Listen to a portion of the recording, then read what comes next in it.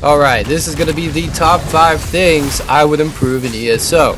Now, I do want to get into some honorable mentions here. We're going to be talking about the Crusty Fingers Mythic, or otherwise known as Shattered Path Signet. Definitely needs to be nerfed. Crazy OP. Alright, now getting into it. ESO is one of those games that should be dominating the MMO space right now. Massive world, great combat system, years of content, but yet a lot of players log in, play for a bit, and then log right back out. Not because the game is bad, but because it starts to feel the same. So in this video, I'm breaking down 5 real changes that would make ESO feel alive again. Not just small tweaks, but changes that actually matter. And trust me, the PvP change alone would completely shift how Cyrodiil plays. So getting into number 1. The early game doesn't hit hard enough. Let's start with something most veterans overlook, the early game. Because when you've been playing for years, you forget what it feels like to start fresh. But new players, they feel it immediately. They come into the Elder Scrolls Online expecting momentum, instead they get slow leveling, pacing, weak rewards, no real sense of progression early on, and here's the issue. MMOs don't get second chances with new players.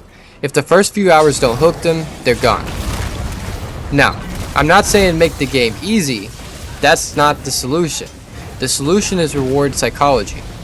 Boost XP for first time completions only, give noticeable gold increases early, but taper it later, add milestone rewards that make players feel stronger fast, because progression isn't just numbers, it's feeling like you're growing.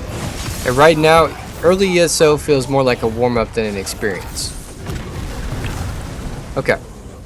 And also want to add, if players never reach the good parts of your game, those parts might as well not exist. Okay, getting into number 2. PvP is dominated by stacking, not skill. Alright, let's talk about the elephant in the room. PvP, and specifically Cyrodiil. If you've played recently, you already know the meta. Stack tight, spam heals, outnumber everything. That's it. That's not competitive play. Real talk. That is not competitive play. That's survival through stacking efficiency. And yeah, group play should matter, but it shouldn't be the only thing that matters. So, what's actually wrong with this? Well, the real issue isn't just too many players, it's how systems interact. Area healing scales too well in tight groups, there's not enough punishment for clustering, and counterplay options are very limited. So what happens? The optimal strategy becomes obvious, and well, everyone copies it. So, here's my fix for it. Instead of killing group play, well, just refine it. Stronger diminishing returns on overlapping heals, a proximity penalty where tightly stacked players receive reduced healing, more anti-heal abilities that reward skilled timing. Then suddenly, you'll see, positioning will matter more, movement matters, and decision making matters. And PvP becomes something more than just numbers. Because, well, right now, if you're not in the stack, you're the target. And let's get into number 3. Solo players are being left behind. Here's something not enough people talk about. ESO is slowly becoming a game that favors groups more and more. And that's fine, to a point. But a huge part of the player base, they don't really want to rely on others every time they log in. So, here's why solo content matters. Solo content gives players independence, a way to improve skill, a reason to log in consistently.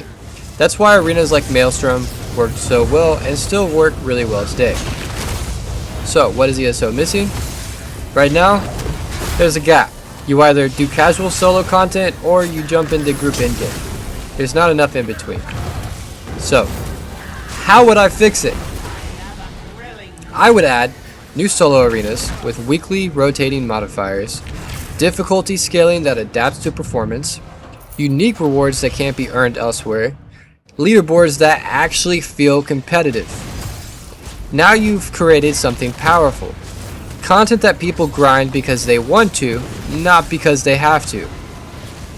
And those are the systems that keep games alive for years. Alright, getting into number 4. PvE combat is too predictable. Let's be honest for a second. ESO PvE isn't boring because it's bad, it's boring because it becomes predictable. So, you run a dungeon once, you learn the mechanic, and from that point on, you're just repeating what you already know. Same boss behavior, same timing, same execution, and here's why that is a problem. Predictability kills tension, and tension is what makes combat exciting. So how would I fix it? Well, I wouldn't remove structure, but I would rather enhance it. And here are just a few fixes that I have in mind. Number 1, bosses have multiple possible mechanics each phase. Number 2, runs include random modifiers from environmental, effects, buffs, and debuffs. And number 3, enemies react more dynamically to player positioning. Now every run feels slightly different. Not chaotic, but alive. Because right now, you're not really reacting, you're just remembering, and that's kind of boring. Alright, getting into number 5. Quest design is holding the game back.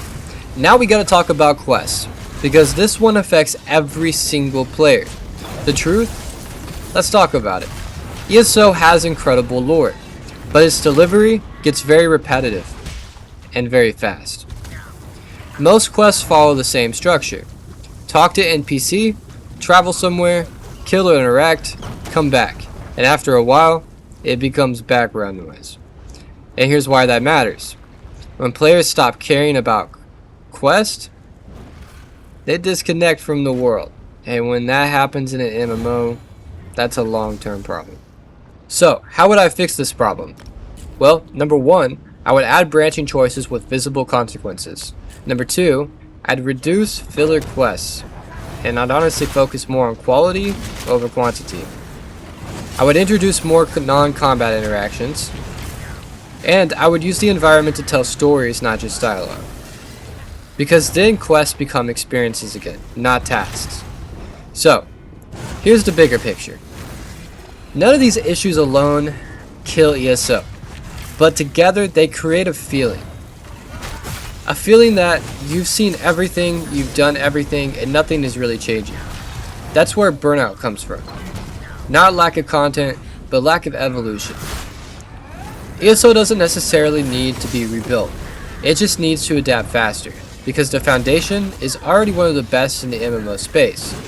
So, I'll leave you with this. If you could force one change into ESO right now, what would it be? Not 5, not a list, just one. Drop it in the comments, and if you actually want ESO to improve, not just stay the same, hit that like button and subscribe, because I'm not done talking about this. And thank you guys. Also, I got memberships, like $2.99, I think $3.99. YouTube takes a cut. Anyways, if you want to show some support, I would appreciate that. Become a channel member, and yeah. Until the next video, guys.